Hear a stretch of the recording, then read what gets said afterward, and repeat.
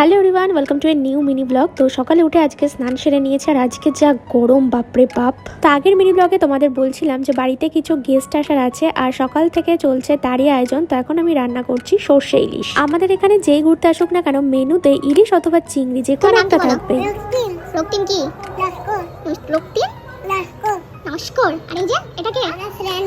শ্রেয়ান মণ্ডল এসেছিল মামি, মানে উজ্জ্বলের মামি আর তার কিছু রিলেটিভস। আর এখানে ও রান্না করছে মাটন। মেনুতে ছিল ভাত, ডাল, চিপস, ইলিশ আর মাটন, যেগুলো আর ভিডিও করা হয়নি। আর এই হলেন সেই মামি। আসার পর থেকে গল্পে এতটাই ব্যস্ত হয়ে পড়েছিলাম যে যাওয়ার সময় মনে পড়েছে একটা ভিডিও নেওয়ার কথা। আর এটা হলো বারুইপুরের নিজেদের গাছের সেই বিখ্যাত পেয়ারা, যেটা মামি আসার সময় নিয়ে এসেছিল। তো সন্ধ্যাবেলা রেডি হয়ে আমরা একটু বেরিয়েছিলাম। তো এখানে 30 টাকা 10 টাকার ক্লিপ বিক্রি হচ্ছিল, দেখে তো কয়েকটা নিয়ে নিলাম। ঠাকুরের কিছু জিনিস নেওয়ার ছিল, সেগুলোই নিয়ে নিলাম। আর পুজো কাটলেই যেহেতু লক্ষ্মী পুজো, তাই দোকানে লক্ষ্মী ঠাকুরের সুন্দর সুন্দর মূর্তিও চলে এসেছে।